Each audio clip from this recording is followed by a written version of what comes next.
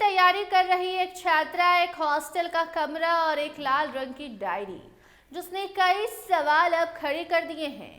Shambhu girls hostel में मिली लाल diary की एक लाइन, आई एम अलोन, ने नीट छात्रा मामले की गुत्थी और उलझा दी है। क्या यह सिर्फ एक इमोशनल लाइन थी या फिर किसी बड़े सच की ओर इशारा लड़की ने किया था? जी हाँ, पटना के शंभू गर्ल्स हॉस्टल में रहकर नीट की तैयारी कर रही छात्रा की संदिग्ध मौत के मामले में जांच तेज हो गई है। आज 1 महीने के करीबन हो गया है और अपराधी बाहर घूम रहा है। जांच के दौरान छात्रा के कमरे से अब लाल रंग की डायरी मिली है और इस केस में अब नया मोड़ आ गया है। डायरी के एक पन्ने पर छात्रा ने लिखा था, आई एम अलोन, यानी कि मैं अकेली हूँ, जो कि अब एसआईटी के लिए बेहद अहम सबूत मानी जा रही है।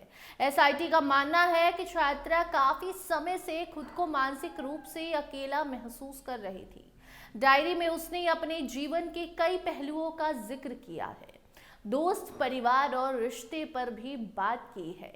प्रभात खबर में छपी रिपोर्ट के अकॉर्डिंग, जहां डायरी में छात्रा ने दोस्तों को लेकर सॉफ्ट कॉर्नर दर्शाया है और लिखा है कि उसके दोस्त काफी अच्छे हैं, हेल्पफुल हैं, जो बताता है कि लड़की के दोस्त अच्छे थे। दोस्तों से लड़की को कोई खास परेशानी थी नहीं, लेकिन जैसे ही डायरी में परिवार का जिक्र आता है, लड़की का लहजा एकदम से बदल जाता है। डायरी के अनुसार छात्रा अपने पारिवारिक रिश्तों से खुश नहीं थी। खास तौर पर अपने भाई को लेकर उसने नाराजगी जाहिर की थी। एसआईटी इस बात को गंभीरता से अब ले रही है और जांच कर रही है कि क्या घर में किसी तरह का पारिवारिक तनाव चल रहा था। क्या ये तनाव उसकी मानसिक स्थिति पर असर डाल रहा था या लड़की से परिवार वालों को कोई दिक्कत थी। जांच में एक और चौंकाने वाला खुलासा हुआ है। एसआईटी को छात्रा के फोन की कॉल डिटेल रिकॉर्ड यानी सीडीआर से पता चला है कि 25 दिसंबर की रात 1 बजे से 26 दिसंबर की सुबह 4 बजे के बीच छात्रा ने अपने पिता को 3 बार कॉल लगाया था, लेकिन एक भी कॉल पिता ने रिसीव नहीं की। इसके बाद छात्रा ने अपनी मां को व्हाट्सएप पर मैसेज भेजा। हालांकि 26 दिसंबर की दोपहर में पिता से उसकी बातचीत हो गई थी। एसआईटी अब ये जानने की कोशिश कर रही है कि देर रात इतनी परेशान लड़की क्यों थी और किन हालातों में उसने अपने पिता को फोन किया और पिता ने फोन इतनी देर रात क्यों नहीं उठाई। जांच में एक और सवाल खड़ा हुआ है। एसआईटी जब जहानाबाद स्थित छात्रा के घर पहुंची तो उसने पाया कि मां और भाई दोनों के मोबाइल फोन टूटे हुए थे। एक ही समय में दोनों का फोन टूट जाना क्या महज इत्तेफाक है या फिर कोई सच्चाई छिपाने की कोशिश? एसआईटी इस पहलू की भी बारीकी से जांच कर रही है।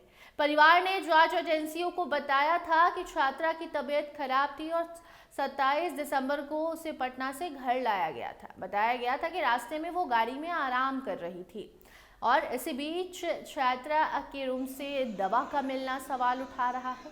एसआईटी के सामने सवाल ये भी है कि छात्रा को किस बीमारी की दवा दी गई, किसने दी, क्यों दी।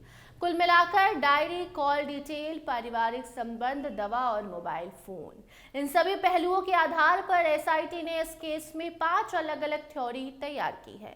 फिलहाल जांच सभी एंगल से की जा रही है। एक नीट छात्रा की मौत, एक डायरी की चुप्पी, फॉरेंसिक रिपोर्ट और सवालों से घिरा परिवार। क्या ये मानसिक दबाव का मामला है या फिर इसके पीछे कोई और साजिश? क्या लड़की बहुत दिनों से किसी गंभीर परेशानी से जूझ रही थी? क्या परिवार ने कुछ छिपाया है? बहुत सारे सवाल उठ रहे हैं। सच क्या है, इसका जवाब अब एसआईटी की जांच ही देगी। मामला सीबीआई तक भी पहुंचा है। देखना होगा सच कब बाहर आएगा, क्योंकि 1 महीना होने को है और अपराधी अभी तक फरार है, क्योंकि फॉरेंसिक रिपोर्ट में लड़की के साथ गलत काम करने का आरोप यानी कि प्रूफ भी फॉरेंसिक रिपोर्ट में सामने आया था। बाकी डीएनए टेस्ट भी कराया गया है 27 से 28 लोगों का, वो रिपोर्ट भी आना बाकी है। और जो गुत्थी है वो और सुलझने के बजाय उलझते जा रही है। बाकी आगे से जुड़ी कोई नई रिपोर्ट आएगी तो उसे आप तक जरूर पहुंचाएंगे। फिलहाल इस खबर में इतना ही। देखते रहिए स्टार टीवी बिहार। धन्यवाद।